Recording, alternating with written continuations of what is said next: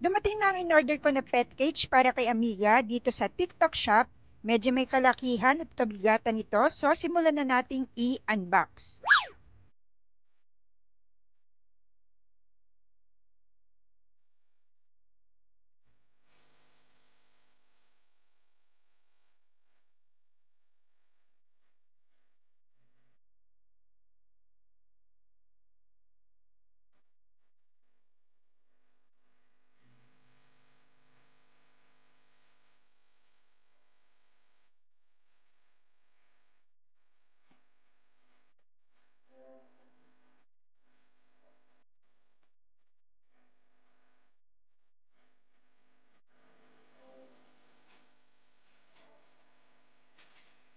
At eto ang i-assemble natin na pet cage. At eto ang ikakabit natin sa pet cage.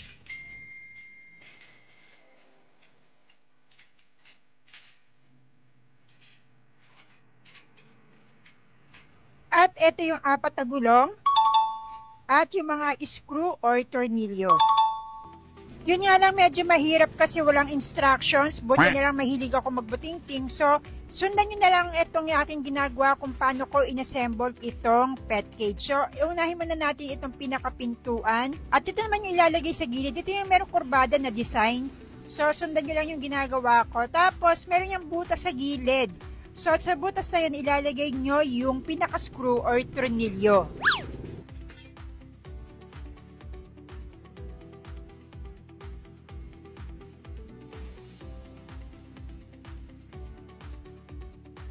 Pagkatapos, sunod yun na may kakabit itong sa kabilang side. So, ito yung may kurbada din. So, yan din ang ikakabit yung sa kabila naman. Tapos, ito nga, may butas ito sa gilid. So, doon nyo ipapasok itong screw. So, ginagawa ko, nilalagyan ko muna ng mga screw or tornilyo bago ko higpitan.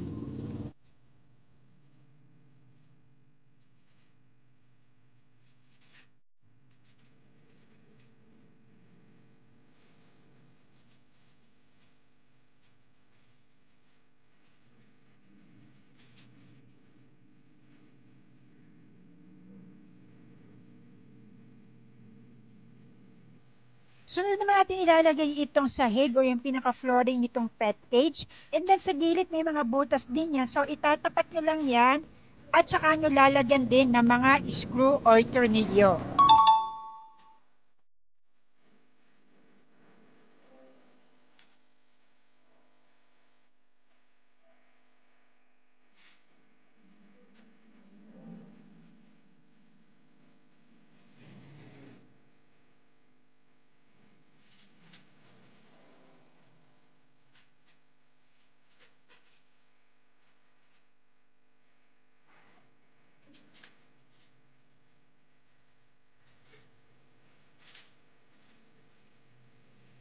At nung nalagyan ko na ng mga screw itong lahat ng parte ng pet cage, dito ko palang hinigpitan itong tornilyo para kasi mas madaling ma-adjust itong pet cage. At eto yung mga screw na nilagay ko dito sa pet cage. Mabuti na lang kumpleto, meron pa nga sobrang isa. So, very good dito si seller. At huli natin kakabit itong bubong. So, may makikita kayong mahabang alambre sa magkabila. Ipapasok nyo lang yan sa butas and then that's it.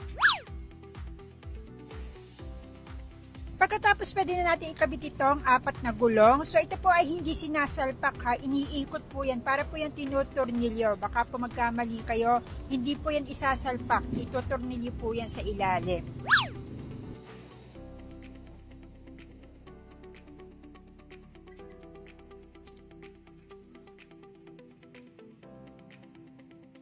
Dito naman ako medyo nalito kasi dalawang tray pala ito na magkapatong, akala ko isa lang. And then itong apat na tubo na ito pala ay ilalagay sa ilalim kasi dito po ipapatong yung tray. So, dyan ako medyo nalito. So, yan po ang tray, dalawa po yan, tapos nilalagay po yan sa ilalim. And then, tinanggal ko po yan kasi hindi ko rin po kailangan yan kasi malaki naman si Amiga at saka hindi ko naman siya totally ikukulong dyan. And after 100 years, eto na po, finally, na-assemble ko na itong pet cage or bahay ng aso, and nakakatawa kasi first time ko pong bumili ng bahay para sa aming aso.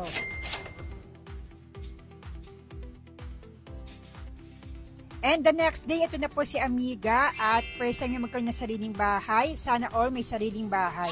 Ang sukat po nito ay 110 by 72 by 95 cm. And para po mas madali kong maintindihan yung sukat nito, ginugol ko muna po yung sukat nito sa feet.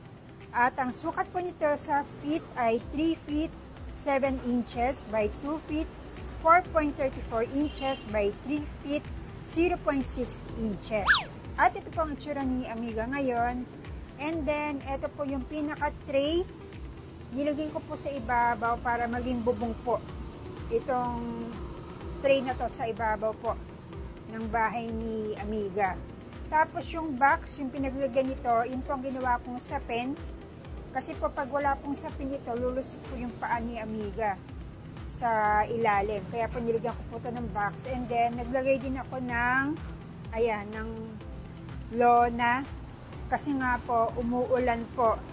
Actually, ang reason po talaga bakit ko binilahan ng pet cage o si Amiga. Kasi nga po, ang mahirap po dito ay kapag umuulan. Katulad po nito. Ayan, umuulan po ngayon. May time po na sobrang lakas ng ulan. Pag nagsasarado na po kami ng tindahan, dito lang po natutulog si Amiga sa labas. So, ang tendency po ay nababasa po siya. So, nilalagyan ko lang po siya ng payong para hindi po mabasa. Kaya po, nakakaawa naman siya. And second reason bakit po siya binila ng pet cage kasi nga po, itong batang ito ay buntis po sa kasalukuyan. Really? So po, Diyos ko po, mga 1 year old pa lang ito pero lumandi na po itong batang ito. Oh no! So ito pong itsura niyan. So ito yung pagbubuksan po natin, ito po yan.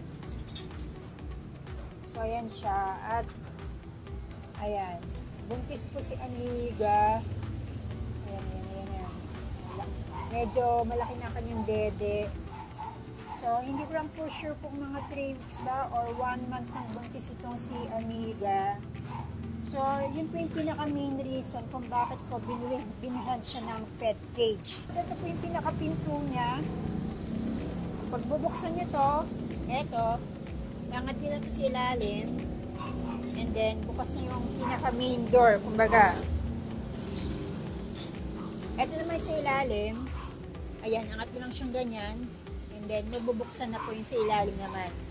So, dalawang pinto po itong pet cage. And actually, ang laki niya, hindi ko na-expect na malaki pa pala ito. Akala ko sakto lang sa kanya. Pero okay lang kasi nga po, kapag nanganak niya si Amiga, at least hindi na po siya mahihirapan pa sa mga tuta niya.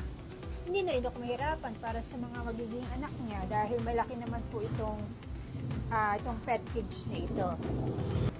Kaya po sa mga naghanap po niya ng pet cage or bahay ng aso, ito po marerecommend ko po sa inyo ito kasi sa halip na magpagawa po kayo sa karpintero, mas matipid po ito kasi o-order lang po kayo dito sa TikTok shop. And then, ang maganda pa dito, tanggable.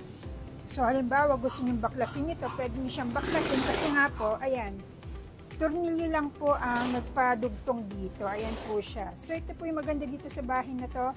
Tanggable, pwede mong tanggalin at i-assemble ulit.